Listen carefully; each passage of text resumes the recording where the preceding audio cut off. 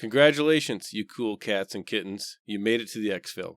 You can relax, make everything in your bags disappear, and we hope you enjoy the show.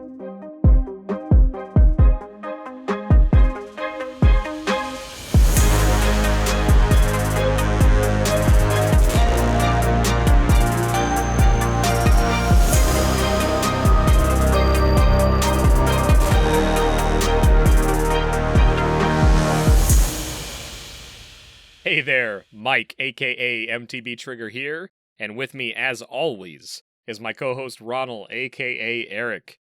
If you are brand new, welcome. This is an Escape from Tarkov podcast where we talk about all things EFT, and our goal is to get better at the game, and we hope you come along with us on that journey. Today we are not talking about the Tiger King, but instead we're going to talk about some awesome recent stories from our gameplay, a listener's story that was sent in that hits just right following our conversation last week. And then we're going to talk about the Nvidia filter drama change. We're just going to talk about it. We think it's interesting enough to look at it from both the company side, the player side, and maybe everything in between there. So we're going to talk about the Nvidia filter changes that are coming or have already started. But first, though, let's get our hideout keeping out of the way. So first, as always, the best way to support the show is always to share the show with a friend. And I'm going to make a specific ask related to this week, is that if you see someone struggling with the game, whether it's on Reddit or in Twitch or whatever, and someone's looking for a resource because they're new to the game and they just don't know where to go, or they're struggling with a particular aspect of the game, or, hey, I'm level 7 and I just can't make money, tell them about the Exfil. You don't have to go crazy detailed. You don't have to get nuts about it. We're also putting up short segments on YouTube. So some of you have already caught on to this, but we're actually taking our episodes and we're breaking them down topically into 5 to 10 minute bite-size topic-specific sections of the podcast. So if someone's really wondering what thermals are all about, we have a thermal video up on YouTube that's like 7 minutes, and it just goes through our thoughts on it inside and out, and we're going to keep doing that. We're actually on a pace right now releasing one of these a day. We're just chopping them up so that it's easier to find topic-specific content that may help somebody get through that little chunk versus listening to a whole hour of a podcast they've never listened to before. So that's our ask. Someone's struggling, share the podcast, but more specifically, send them one of those little bite-sized videos that may help them with what they're struggling with. So thank you for those of you that are already watching those videos and letting us know about them, because frankly, we got some early feedback on them that people are digging them, so we're going to keep doing it. Other news on sharing the podcast, we're up to 144 comments and ratings on iTunes, so thank you so much.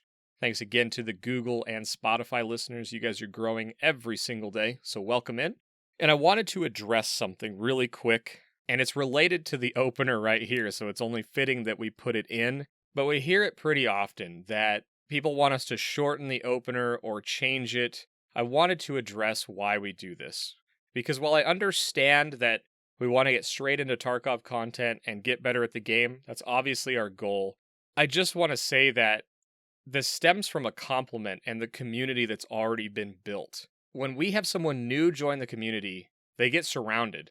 They get people offering to run raids with them. People are greeting them when they join the Discord. And overall, it's just a pleasant place to be in the gaming world, which isn't always the case. I want to say that I love being in the EFT official Discord, but it's kind of a challenging place to be, and we have a little oasis here. So we want to really make sure we protect that. But while we don't explicitly outline our feelings on this, I hope you notice that we're super conscious of new people, not just to the community, but also to the game. And if this is the first thing that they hear, if this is the episode that they listen to, I want to make sure they know that we're all about. And that's why we do this on every single episode. We just want them to know that this is what we're about, this is what we do, they're welcome. And most people will pick an episode topically before they listen to a whole podcast. So we just want to make sure that if someone new finds the show today and this is the episode they listen to, we say welcome. You're welcome here. You're welcome in the community. And there are people that will help you being new at the game or to the community. And that is super important to Ronal and I as we built the Exfil community. That was from day one. We didn't know exactly what was going to happen, but it was important to us that it was built this way. So while this one is super long, we are conscious of it. We're going to try to be concise, but we will always be welcoming and let new people know that they're welcome here. Sorry for the soapbox, but I just wanted to make sure that if anyone new is listening, they know this is what we're about, and we will always do this. That's it for me in the Hideout Keeping. If you're looking for me, you can find me a couple days a week streaming on Twitch. I'm also on Twitter. My handle is MTB Trigger. And Ronal, let the fine people know how you're doing this evening and where they can find you, man. Hey, what's up, everybody? Good to be back with you for another exciting episode. You can always find me, Ronal, and Discord at the top of the list in the host section with Mike. Send me a DM. That's the best way to get a hold of me. We're all on Discord mostly all day long, whether we want to admit it or not. So that's the best way to get a hold of me and everyone else in the community. Also, you can follow me at Ronal Gaming on the Twitter, and you can also follow the show at Exfil Podcast on the Twitter. And that would be an ask for me this week. If you could join a lot of other people, over 100 of you now that are following the show on Twitter. Beyond that, you can always email the show at xpmedia2020@gmail.com. This is in case there's something you don't want to do on Discord or you have something more formal you'd like to do. And coming up soon, we've got new and exciting content on the website at www.xpmedianow.com. We're adding a blog section, and we kind of touched a little bit on this kind of in the community the past week and on the last week's show. But we're pretty excited about how this content is going to develop. We've got people in the community that are going to be contributing editors to this, so it's not just going to be Mike and myself. We've got people with all kinds of different knowledge and interests. You're going to see articles about Tarkov, articles about other games. You're going to see articles about technology, some general interest topics, plus general industry news. Basically, if we think it's interesting, you might think it's interesting too, and we want to be able to share more information with you in a different way. So we're pretty excited to get that started. So that's pretty much it. So Mike, how was your week in Tarkov this week? Well, I spent a lot of time in Tarkov this week, so it was really good, and a bunch of really just kind of insane stories this week, but also some cool ones. So I have not been known to go into Shoreline much and hunt for LEDXs or into labs, but I actually got my first new key card in interchange, and then I purchased the Ultra Medical key. So I actually found my first LEDX in raid this week, which was pretty cool. It kind of had like a Ultra Rat run, and then I had an Ultra Chad run on interchange, and then I had a bunch of flubs on factory, which everyone knows I like to spend a lot of time there. But I found my first LEDX, and then on the next raid, I was running duos with a good friend of mine, Jeremiah, and I was on the upstairs part of interchange, right? And we had our first run, we go in, find the LEDX, he finds a defibrillator, great stuff, great rat run. Didn't see any PMCs, and I think total we killed 2 scavs on the first run. So we're running this back, we got to go again. And so we start making our way upstairs. We're crossing the main hallway in the middle of the mall by the burger joint over towards the clothing store. I cross, he starts to say, I think I'm going to cross too, I'm feeling exposed here. Gets shot, suppressed shot, he goes down, he says he's dead. So I go hide in this clothing store, and I can't remember the name of it, but if you're in Burger Joint heading towards Tech Light, it's that clothing store on the right-hand side after the little seating area of the food court. So I run in there and hide, knowing that they're going to come loot him and that I kind of have an angle at him on the corner of Burger Joint.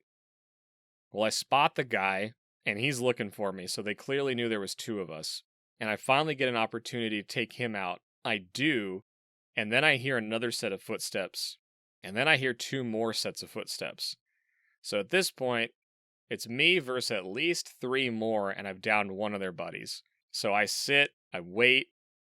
If you watched, it was like 2 or 3 minutes of me being in the same place in the clothing store trying to find an angle. They start getting impatient. They want to loot their buddy.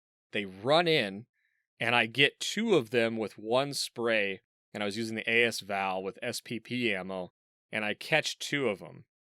And then I look back to the right towards Jeremiah's body, and there's another one standing there. And I actually spray that direction, and I believe I killed this guy, and I didn't know it. So then I wait, because I'm like, man, there's always one more, and there could be a 5th PMC. I start trying to find him, can't find him, and then there he comes. I take some shots at him, I miss, I don't kill him. He ends up backing off to the far end of the other side of the mall. I go out into the middle looking for him, can't find him. He takes some super long-range shots, so I kind of know where he's at. I went around the entire top floor, like the outer perimeter of the top floor, and I find where he's proned in a store I've never even seen before on that side of the mall. And I ended up killing him and wiped the 5-man squad. So shout out to those guys. They came into chat afterwards and they were good sports about it. One of them ended up hanging out the rest of the night in the stream.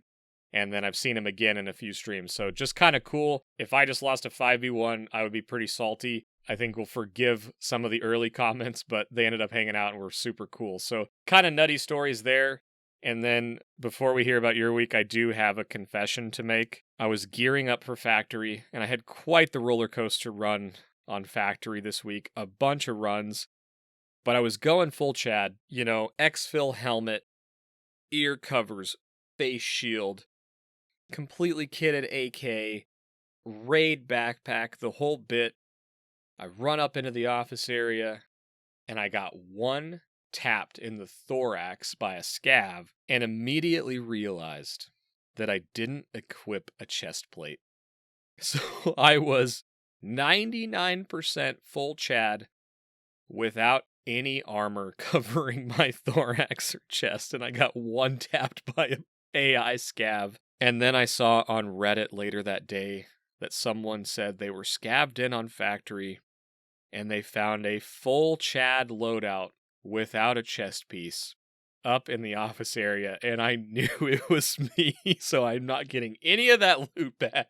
But yes, I did it. Full Chad minus a chest piece on Factory, so the lesson there, boys and girls, is to make sure that all of your slots are equipped before you click the PMC button. Forever the teacher. Yes, indeed. I will never, ever forget to check my chest piece again, which is the best part of this game, because you mess up, and you will never forget it. Especially if you do it in front of 20 people on a stream. Fantastic. Anyway, man, how was your week? It's great when all of your friends can provide real-time constructive feedback. That's what we like to call it. So yeah, my week was also pretty good. I would say the hideout leveling is almost done now. So I'm almost done talking about it on the show. I have one more thing left, and that's get the Bitcoin Empire to level 3. That's done, sometime this week. I forget exactly, but that's a 70+ hour upgrade. So that basically started during the weekend, and I'm pretty excited about that. I probably have spent, I don't know, maybe 10 million rubles, whatever it ended up being. I'm not sure.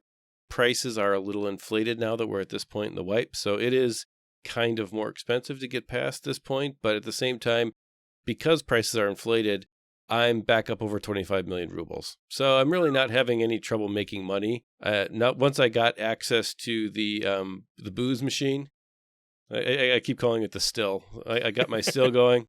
So I'm making the moonshine the scavs love, and continually do that scav case run with that moonshine. And I have ended up with some loot that I've had easily over 1 million rubles a couple of times in loot that's been delivered. So that's a great thing once that gets going for you. That's usually a 5x investment for a bottle of moonshine.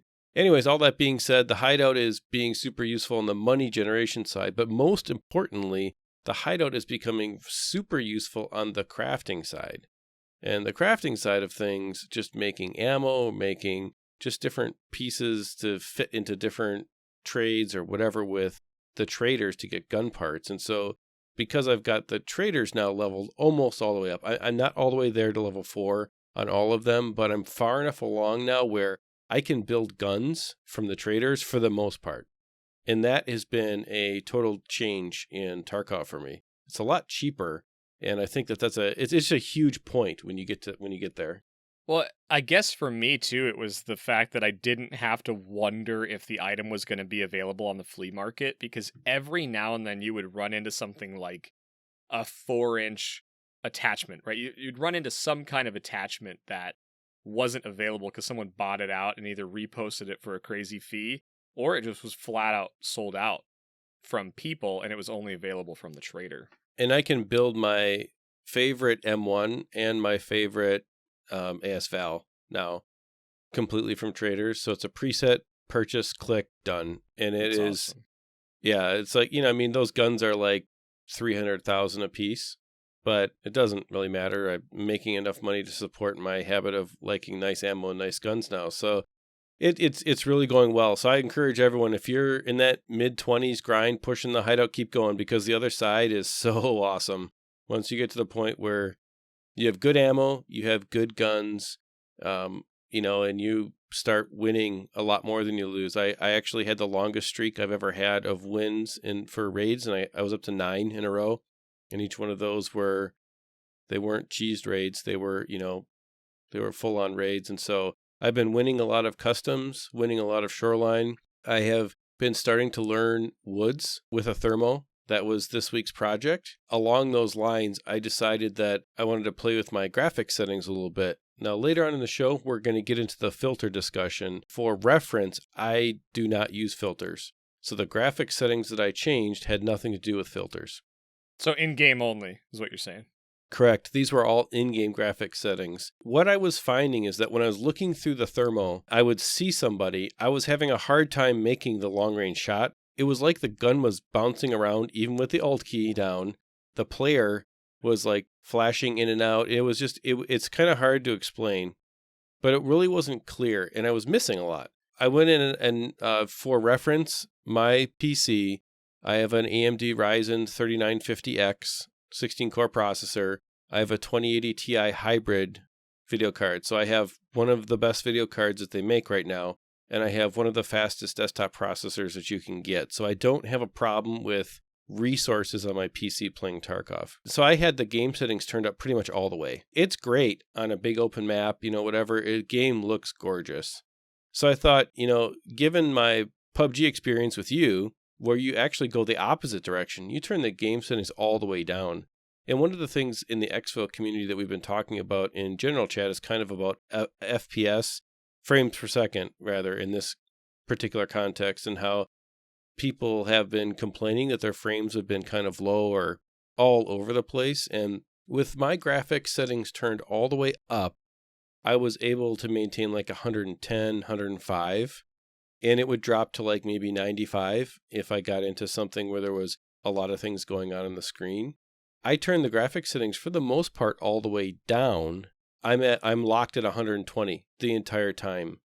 And it makes using those long range scopes so much smoother. So all of that being said, on woods, I've been just cleaning up. I had 11 kills on woods when I got out, and for me that's a lot. So I got through woods, I worked my way all the way through and got 11 kills and got out, and it was awesome. And I've been just cleaning up on woods. So a little something to think about out there if you're having trouble with long range shots with scopes. Try turning your graphics settings down a little bit. The hidden command in the interface in Tarkov to check your frames is you hit the tilde key once and you type FPS space 1 and then enter, and then hit the tilde key again. In the top right corner of the game, it'll tell you your player frames per second.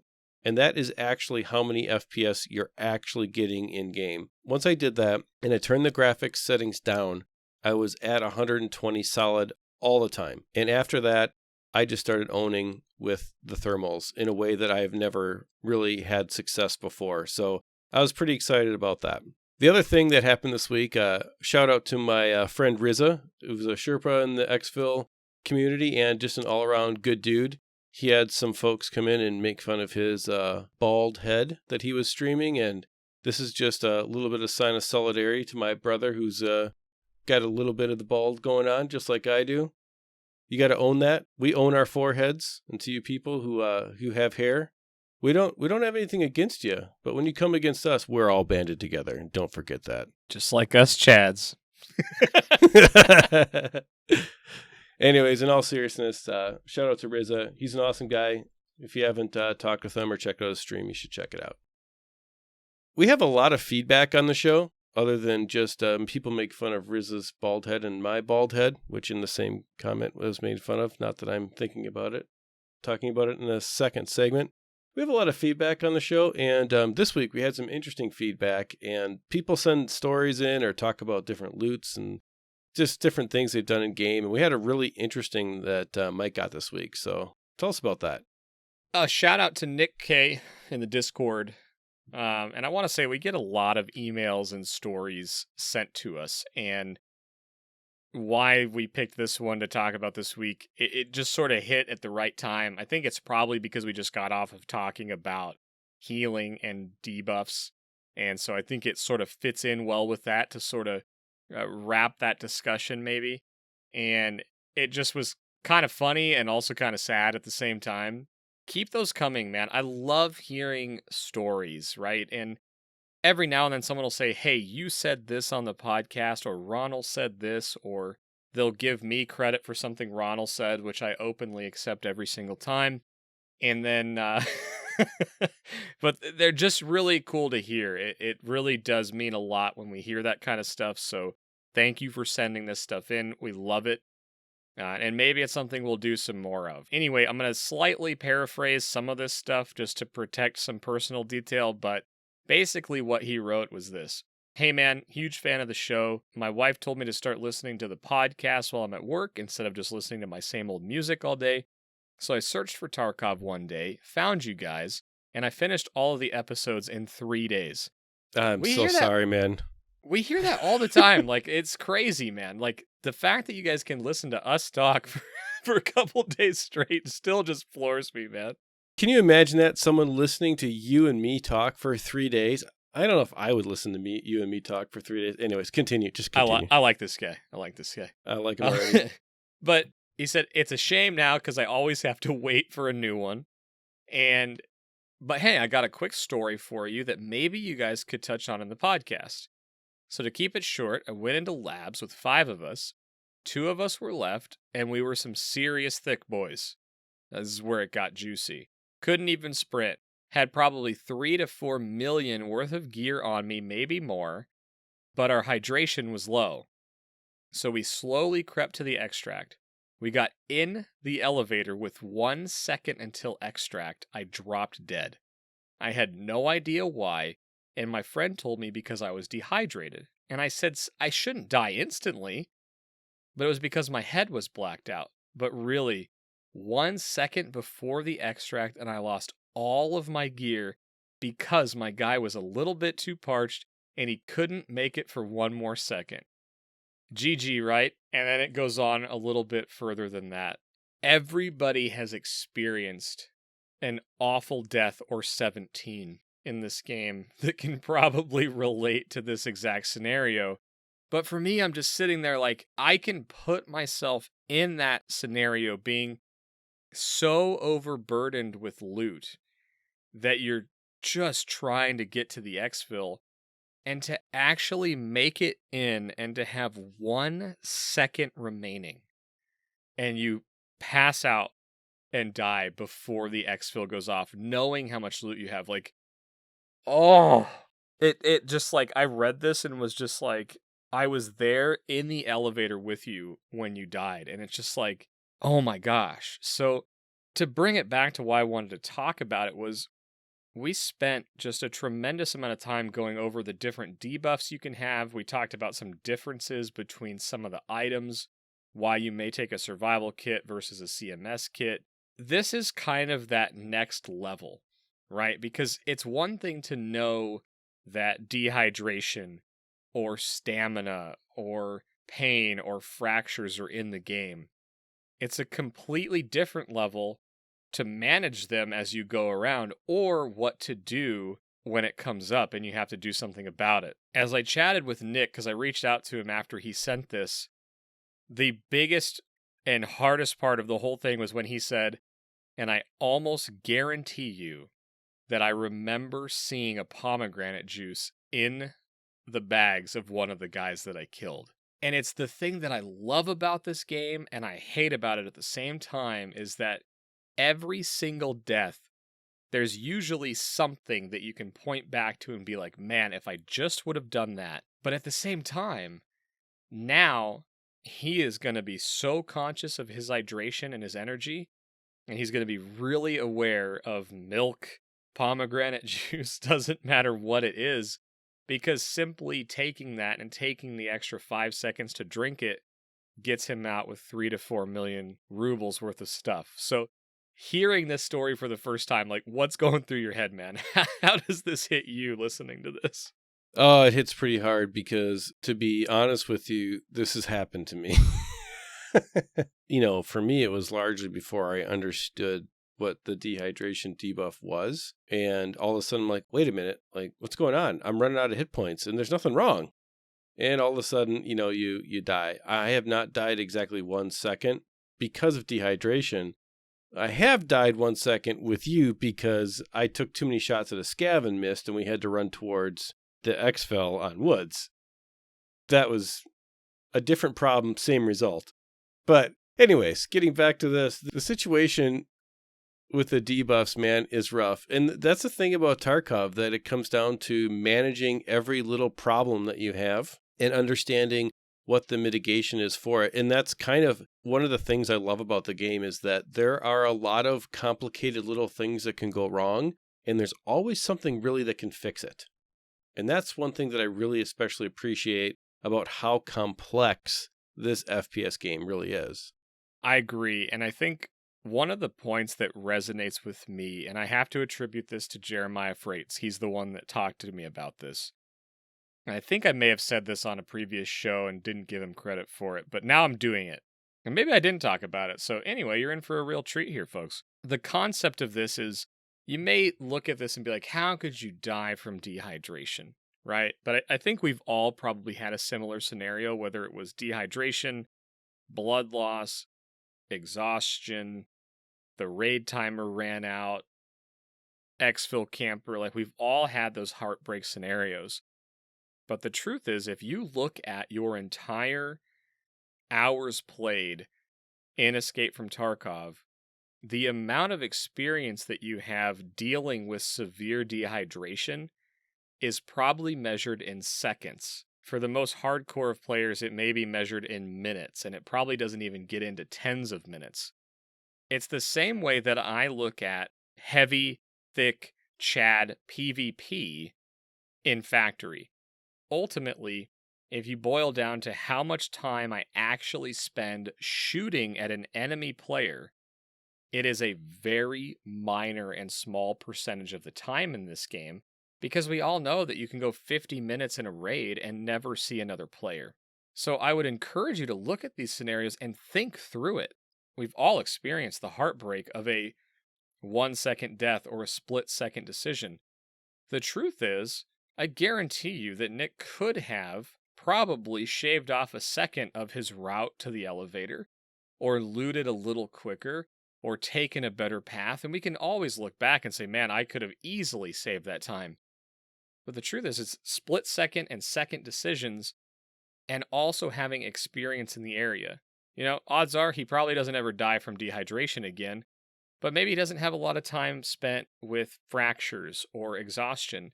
And that's how you get better at the game. So I would encourage you to look at a scenario like this and say, man, I don't have a whole lot of experience here, and it's just because I don't have a lot of gameplay experience in it, but you'll never forget once it happens. So again, that's a thought that I got from Jeremiah. Where it originally came from was actually top 10 moments in PUBG, and then he recently talked to me about it again in a 1v2 scenario.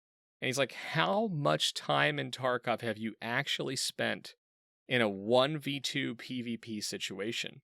And I'm like, I don't know, 2 minutes, 5 minutes? Like, it doesn't last very long. So yeah, that's a good point. A lot of these things are so situational, and a lot of them get mitigated by doing other things. So for example, dehydration, the reason why we don't experience it a lot is because if you're using golden stars, or if you are just kind of picking up like an apple juice or whatever, a tar cola or a green tea or whatever you find, and you just drink it right away because you want more bag space, which is kind of usually what I do, you just kind of naturally just end up never running into it.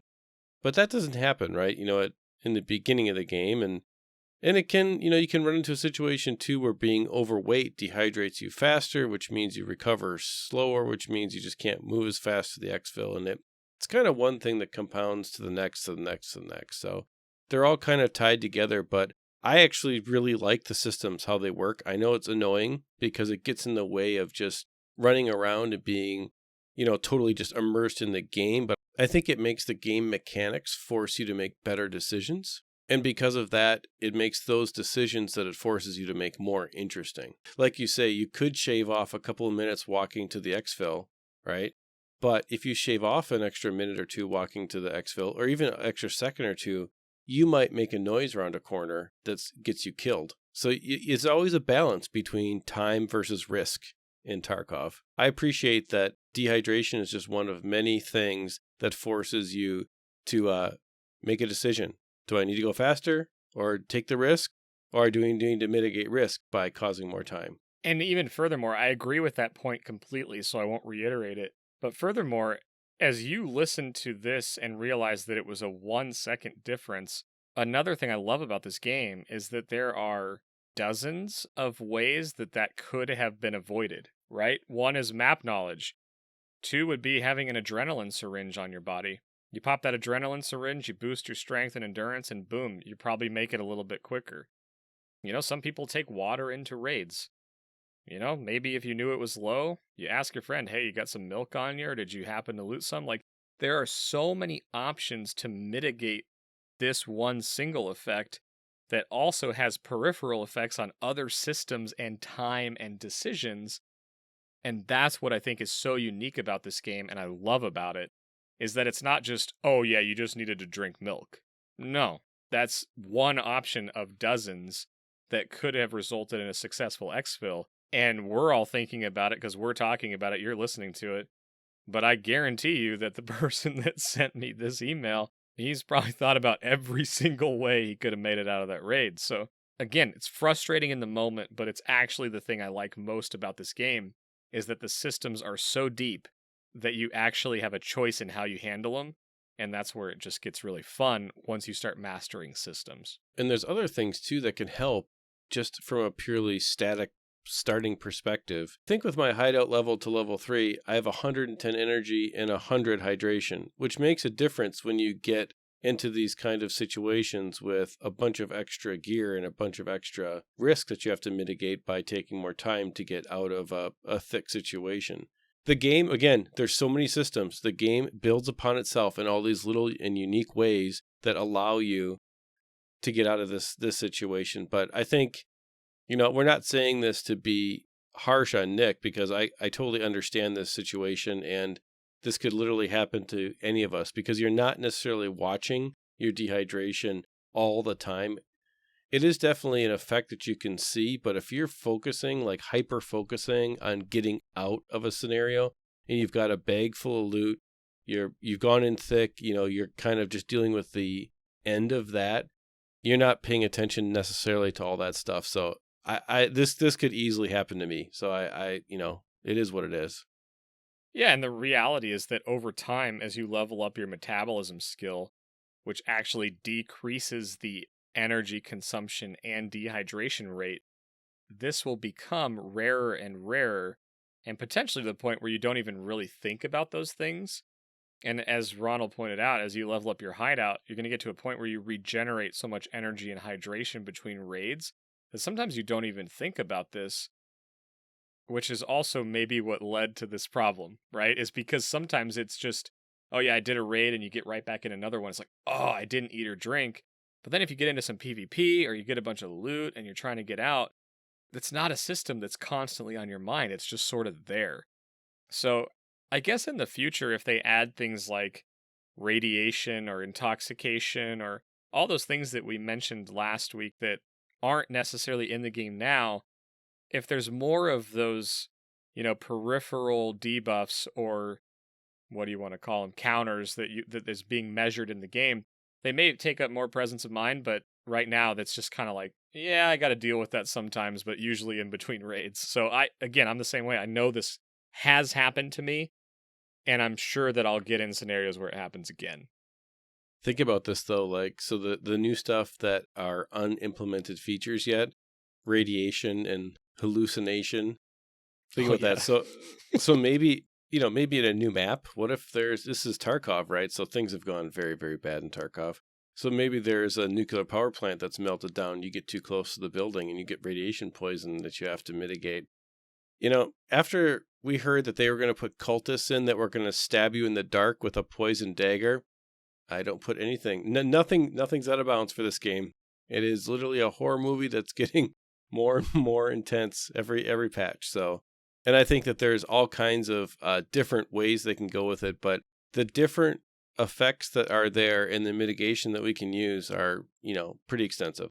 Right, and I think that just adds to it, right? I mean, it almost makes sense that hallucination would come in if, you get to a certain dehydration and energy level, and then hallucinations come in, which would, again, draw your attention towards those things starting to happen. And knowing the way that Battlestate handles these things, it'll probably be done in a way where it's not like all of a sudden it's full-on hallucination, but you may see like the outline of the guy over there, and that's going to be the trigger to be like, I need to drink or eat something before I have a real problem, because those guys are about to become more real and I'm going to have to start shooting at them or something. I don't know.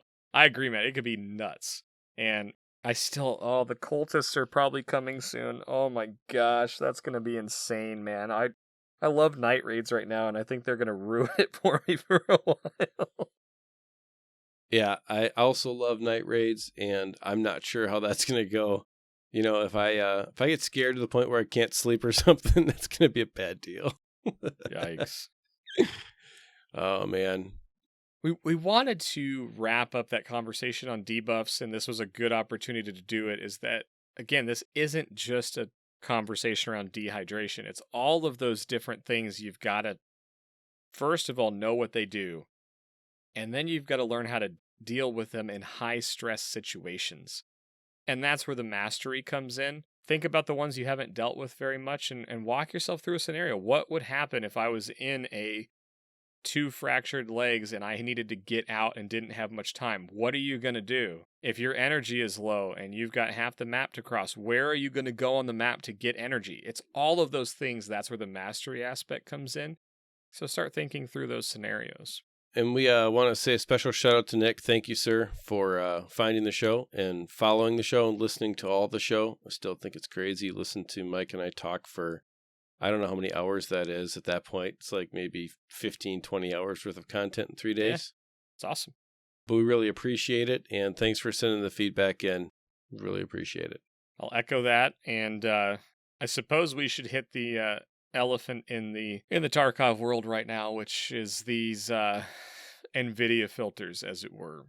And if this is the first time you're hearing about filters and anything that's sort of third party to the game, so to be clear, the reason this topic interests us is, and there's plenty of things that happen in the game that we don't necessarily want to talk about, because we'd like to talk about stuff that's interesting to us and can help people get better. So I want to start this off by saying that we're not advocating for third-party programs that modify your game. In fact, we're pretty much against anything that would be considered cheating, which a lot of third-party modifications are considered cheating. But what we're talking about here at a very high level, and we'll dig into it, is Nvidia filters. And basically what this is, you can use the Nvidia control panel. This was actually tweeted out by Battlestate that they were going to have it turned off with the patch 12.5 release, but Nvidia ended up doing it early, and that's why it's flared up, or you're hearing people talk about filters or color correction. And so basically you could use this third-party software, not the Battlestate video settings, but the filters, to adjust things like saturation, sharpness, brightness, gamma, beyond what the game allows you to do. There's a bunch of camps in this. There's people that use it for colorblind correction. There's people that use it to basically completely wash the game out so that you can see other players and scavs really easy. There's some people that use it to make the game look as pretty, quote unquote, as possible, and everything in between that. Ultimately, there's a few aspects of this particular decision that we thought were really interesting, and For those of you that listened to the very early episodes of XP Media or went back and listened when we were talking about other games and we kind of morphed into Tarkov, but we really like the business aspects and the conversation about the company trying to make these changes as well. So at a high level, that's what's going on. That's why we wanted to talk about it. Again, I alluded to it, but basically, and you kind of have to read between the lines here a little bit, but what happened was on the 20th of April, Battlestate released a tweet that said, "We didn't ask Nvidia to switch off Nvidia filters yet. It's planned with the 12.5 patch."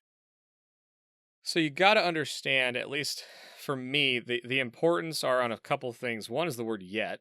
So they were planning to ask Nvidia to turn them off. And second, they've actually leaked pictures of the advanced color settings that they will be releasing with that patch. When I look at that, and I don't know about how you feel about this, Eric, but I look at that and say, this was planned, it was happening. Nvidia maybe trying to get ahead of the curve and not look like the bad guy when it shuts off. Maybe they wanted to do it early so that they could put the heat back on Battlestate making the decision and not necessarily them. But it's just super interesting at a high level. So when you saw or heard all of this happening, like, what was your initial take on this whole deal? I thought it was kind of interesting. To be honest with you, I don't use Nvidia filters for anything. I really have not up until this point had a super strong opinion on this topic. I generally am annoyed by the GeForce Experience program itself. It causes more problems. Hey, there's an update. Hey, there's an update. Sorry to interrupt you like GeForce does. Yeah, and over the years, it's caused more problems in games than it has fixed for me personally. And, maybe that's different now. And so maybe it's time to check out that as a setting. In general, I just have kind of ignored it and don't do anything with it. However, when I did hear about this, it was interesting to reach out and get some different opinions about it, because I think that from a basic level, why would I want to, adjust the game beyond what the game can do? If you're going to do that, you have to ask yourself, why am I really doing that, right? And there are some valid reasons for that. Like you say, if you have a color blindness challenge and you can use a third-party application to make the game playable for you, then I think that's cool. Then I'm down with that. Absolutely. Because that just gets more people playing the game and everybody wants that. If you don't have a reason like that, then I think you have to ask yourself why you're really doing it. I'm not going to take the position that I think that it's necessarily good or bad, but you have to look at why. And I think that's really where, if you can ask yourself, why do I have to implement a third-party filter on the graphics to change the way that the game looks from the way that the developers originally intended it to be played? Why am I doing that? And that's kind of where I kind of land on the initial thoughts on this. And I think that's the biggest challenge, right, is where this line is. Because when you dig into the hardest question in all of this, and I know that we're going to get asked our opinion on it, and we'll give it, but the question is, you're identifying on the personal level, like on a per-person basis, why would I do this? And then the overall question is, should it be allowed, right? And that's the interesting territory that we're wading in. And Battlestate waded in an interesting way, and Nvidia is handling it in an interesting way. No one really wants to draw the hard line on this issue. And I can look back in my gaming career, having played competitive Counter-Strike, and then stayed up in some other competitive FPS titles where, you have to submit configs and specs on monitors, and there's only certain things allowed. And all of these things go into creating the most fair PvP environment available, or esports environment. And this is one of those issues. And nobody wants to be the team, game, company that draws the line, because it's really challenging, right? And it's like, I know players out there that will do anything and everything to get an advantage. We all know there's people that cheat in video games. It's kind of the same mindset, but there's people who are unwilling to cheat, but they will go right up to that line. And there's some people that argue that the Nvidia filters, or things like taking your voice meter settings and equalizing high and low frequencies to be closer together so you can hear footsteps better, would argue that those types of things by a third-party program, not the game settings, would be cheating. There's people that argue that. And there's other people that would say, well, if Battlestate doesn't specifically disallow it and they're not banning you for doing it, it's allowed. And those two camps go like this. I don't know if you heard that, but that was my fist smashing into each other. Because there's really not any space in between, and that's the biggest challenge with this. I wanted to break it down like that because you may hear about filters or Nvidia or color correction, and if you're not keeping up on Reddit or, Twitch streams and all that kind of stuff, you may have no idea what people are talking about, and this is the battle between it's cheating or it's okay to do anything and everything that isn't like explicitly disallowed. So within all of that, I'm like, well, Nvidia turned it off early so that they put the onus back on Battlestate. Battlestate's saying that, well, we did ask them to turn it off at a future time, but they did it early. So it's like you got the two big players saying, they did it. They did it. Which leaves the player base to fight it out amongst themselves over something that isn't implemented in the game yet. And the funniest part about the whole thing is we could get patch 12.5 and get the ability to correct it the exact same way that Nvidia is doing it right now. We don't know how it's going to be. I think the reason why Battlestate wanted Nvidia to turn it off really revolves around creating that fair PvP environment that you were talking about. It just seems to me like if you can get an advantage from a third-party application, there are a number of things that are not allowed for that to happen, right? Like we don't allow aimbots. We don't allow some kind of tracker programs. That's hacking, right? Oh, a hacker killed me, whatever. But if my filters have set me up so I can see different, that's not considered that. So, or it is, depending on your opinion. These kinds of things fall into that camp. And I think that Nvidia really made an interesting business choice by allowing their software to adjust how game publishers have published their games. And because of that, it kind of puts game publishers in a tough spot. Battlestate really has to make a decision. Okay, people like what they can do with these graphic settings. Are we going to lose players because the game doesn't natively allow it to happen? And they might lose players because of that, or they might not, but they still have to keep that in mind as they're making graphics decisions. And on top of that, then it goes to, okay, if we as Battlestate implement this next round of filtering into the game client itself, how does that affect our content that we have planned for the game? So if we have cultists planned for the game, for example, that are in the dark that you can't see right now, but you could adjust your filtering settings so maybe that you could see something, how does that affect content in the game that was intended to be played or experienced in a certain way that can't be played or experienced in that same way now? And so this is a very complicated question. It's not just, oh, I'm cheating or I'm not cheating. It's really not that simple. It's a pretty complicated design question. And Battlestate is kind of giving their stance, right? They're turning off this third-party ability, but adding some controls, right? Some things.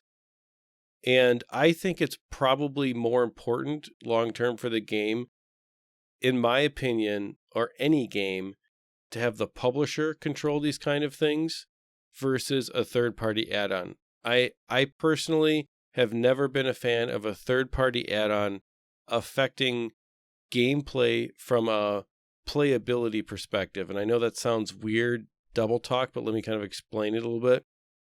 So I find that fascinating, and I'm sorry to cut you off, but I find it fascinating because we both played a game that is very affected by third-party add-ons that are sort of endorsed by the publisher, but often get turned down. Some of them get brought into the game, etc. Right? And it's things I'm thinking of World of Warcraft, the add-on system, and there's things like if you go PvP in World of Warcraft, you can download add-ons that will tell you the specs and the classes of the other team you're playing against, which someone playing in the base version of the game, they don't get that knowledge. So this is that's really interesting to hear you say that, because I actually feel very similarly, but this is a very interesting. So yeah, I'm hopeful that you're going to dig into that point a little bit. That's kind of where I was going with this, because what I was going to say is that I'm not a fan of that kind of add-on.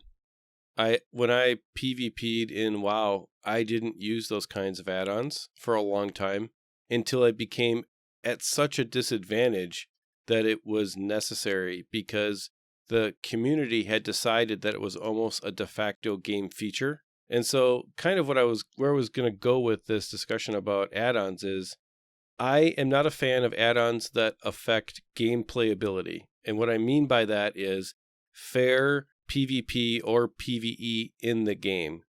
I'm totally fine with add-ons that create databases of information about how the game is being played that you can use to make decisions to play the game, but are not real-time effects on how the game is played or what the game is designed to do while you play it. Now, I know that's kind of confusing, but basically what I'm saying is, if it's an informational thing that can help you make a decision that's not necessarily in the heat of the moment of the play, I think it's okay, if that makes sense. It does, and let me see if I can further clarify, because what immediately came to mind was raiding in WoW, right? Because those are add-ons that absolutely affect the gameplay, because they're modifying your UI to give you information you wouldn't otherwise be able to get so quickly. The interesting part about that, though, is it's not a PvP scenario. That is you versus the game. So is that the key difference here? The key qualifier is that it's fair PvP that's in mind, because that's kind of where I go. But to the way you explained it, I guess I'm just asking you that question. Would that be a qualifier for you that you would want to distinguish? Because in WoW, I love the raid add-ons. They make it a much more relaxing and enjoyable experience, but they're absolutely affecting the gameplay compared to the PvP ones we just talked about. I think it's a lot easier for a game developer to design a PvE experience in any game that allows add-ons around an add-on that the community has decided is basically part of the game. And World of Warcraft and many other games have done that. The game developers have just acknowledged the fact that everyone who plays is going to use this. If they were to take it away, the community would be very upset. So there's no reason to say that they're going to take it away. They're just going to design around it. But that's in a PvE scenario. And most PvP games are very conscious of keeping PvP a pretty level playing field and a pretty vanilla experience with the game client. So I would say I have no problems with PvE-based games and add-ons that affect it, because I don't think that it's a big deal. It's PvE, who cares? But PvP is really about, I bring my best to the table, you bring your best to the table, you're better than me, you win. It's not, I bring my best to the table, you bring your best plus 2 or 3 advantages that I don't have to the table, and you win. If that's the way you like to play, I'm not going to judge you, but I'm just saying that's not the way that I like to play. I like to know that when I bring my best to the table, the other person that brought their best to the table, if I win in any scenario, I know that I brought what the game allows me to bring to the table, and the choices of my character that I've made within the confines of the game to the table, and I won. And that's just what I enjoy as relaxation from a PvP experience. I kind of echo that, and to speak to this directly for me personally, I'm in a similar camp, and my camp is more evolved from the fairest PvP available in FPS games, because that's what I kind of grew up in the gaming world playing. And it comes from those config files, and I never wanted to be in a scenario where I practiced the game in a way that wouldn't be okay in the competitive environment. So I just never got used to doing these kinds of things. And it's really boils down to, can something affect the game and should it? Right? Because mouse software now has the ability to macro things into it. Now you have monitors that have the ability to put crosshairs in the middle of the screen or their own correcting. You have graphics cards that can now, fix or change. Fix was an interesting word there. I didn't mean that. That can modify graphics for you outside of the game. So can it and should it? That's the hard question in all of this. So where I kind of come down on it is, if the game doesn't allow you to make the correction, I don't think that you should be able to do it with third-party software. And that's just my opinion on it. Now, again, I know people that play with this stuff. They're not bad people. I also don't fault people for trying to find an advantage. The other thing is, there's a lot of people that would see a Reddit thread or something that says, hey, if you're having problems spotting an enemy, try these settings in your Nvidia control panel. Oh, cool. I'm going to click through that and do it. Oh, I'm spotting people better. I don't think it's a conscious decision by a lot of people to say, oh man, I'm going to go cheat. I'm going to go change all these settings. So I don't think it's as clear cut as people like to make it. But I'm in the camp of, I just don't use third-party software to modify my game, because to Eric's point, like, if I go into factory and I stomp you out, I want to know that we were on the same playing field and that you were at your best, I was at my best, and I came out on top. And, sometimes I forget a chess piece, but that's how it goes. You were better than me. You remembered your chess piece, scav, whatever. But I just come back to, this is a challenging issue, and I really do think it's cool that Battlestate is sort of taking a stance on here and sort of letting Nvidia take a little bit of the heat. But I do like that they're doing it, because I would love it if it was just fair PvP. Like, you don't want to question if the person killing you was cheating or using some kind of advantage. And you brought up a point that is so, like, it's tearing me up inside thinking about it, because you said in WoW, there was an add-on, like PvP add-ons, that became so critical to being used that you basically couldn't avoid it at some point. And I think the biggest challenge with Tarkov is this game is so hard to get into. And it's so easy to wonder, where was that guy? How did he kill me? Was he speed cheating? Could he get there? Could he hit that shot? That I could see a pretty easy path of thinking that would say, man, I really need to do something to improve my ability to see them, because I just can't see the enemies where they're shooting me from. So it's like, I mean, that's kind of similar here. I could see how people can get there. So for the future, for where I stand now, yep, no third-party stuff. I don't like it. I know people do it. I'm okay with it. I've dealt with it for 20 years in FPS games. But I'm excited to see what Battlestate does with this, because I think they have an opportunity to really set it up and control what I think they should be controlling. And then it just sets the landscape up if they ever do want to add in a competitive arena or esports type thing to Tarkov, which it could be. We don't know. This is sort of the, foundational sort of steps they need to take. I completely agree. Now, I'd like to get into a couple of settings, because we don't want to talk about this and say, okay, well, there's nothing you can do. So let's say you're using these filters and you're saying, like, okay, I don't want to do this anymore, but I don't know what to do with my graphics settings. Yeah. And there are a lot of different settings that can make some huge performance improvements. And like I was talking about earlier in the week, I actually played around with some of this stuff. And so I'd like to share a little bit about kind of what I learned. And I had planned on doing this as a future show topic, so we'll just give a little bit of a preview of kind of how we can maybe adjust some of these things. For example, there's something called anisotropic filtering in any video game, okay? And basically what this is, it's how sharp a texture or an object looks at a distance. And so in Tarkov, that's a really big deal, right? So I mean, and if you notice, like in Tarkov, some people will say, well, you got to turn off anti-aliasing and anisotropic filtering, turn it all the way off as a setting, because it kills your FPS. But that's not actually true in Tarkov. I actually saw no FPS degradation by having anisotropic filtering turned on. And I noticed that everything is sharper, considerably sharper at a distance. So that's one setting I would really, really recommend that you take a look at. And the other setting is textures. And I want to talk about texture rendering for a second, because texture rendering from a programming perspective is a really interesting thing. And don't worry, I won't get too far into the weeds. I know this is a gaming podcast and I'm a big nerd, but bear with me for a second here because I've got a really critical point on textures.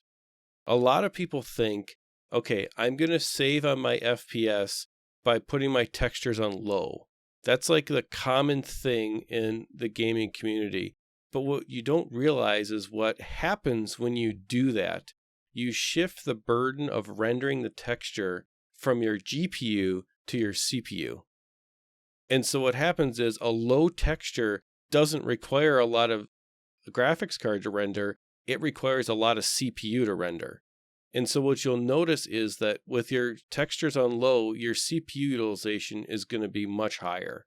It's actually better to keep your textures on medium because that takes the majority of all of the vectoring and all the different rendering and it puts it on your graphics card, but it doesn't render the textures in a way that does all the complex math of high textures.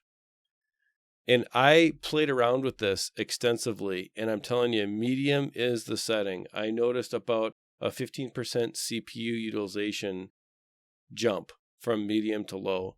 Those are two things that if you're saying, hey, I want to try this because I want to get more FPS or whatever, and it's a little sneak preview into an upcoming topic that I'm working on because there are a lot of settings, there's lots of people with these issues, and we want to help that out. So as we're talking about filters and NVIDIA in general, I wanted to make sure we got that information in here. And I'll kind of follow that up by saying, first of all, you exploded my brain and I want to immediately go look at all my settings. But second of all, you may not agree with us on our take on the settings and third-party stuff. And we are super open to the conversation. We didn't enter into this lightly. We had a light discussion ahead of time whether we should even talk about it or not, but it's super newsworthy. It's happening right now. We're never going to shy away from an important topic, but we also play the game our way. And there's a lot of people that have different ways to play. We know that they're different out there, so this isn't saying don't talk about this stuff in the Discord. We've actually had some really healthy discussions about things that were developed as third-party softwares by people in our Discord. And I think the discussions were super healthy. We're not shying away from it.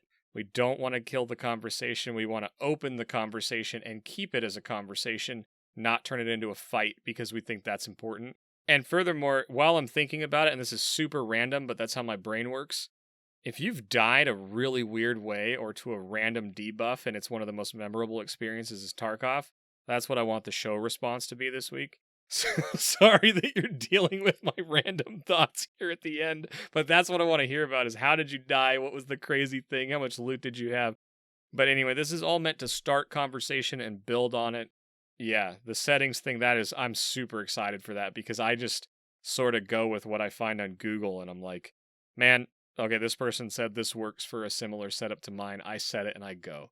So I actually look forward to that because I'll probably be taking notes as much as I'm asking you questions. So that's awesome. Yeah, I plan on putting together a guide so you won't have to take notes. I'm going to put together a guide and it'll be up in the Exfil Discord after we do the episode, of course, on how we're going to optimize our Tarkov experience.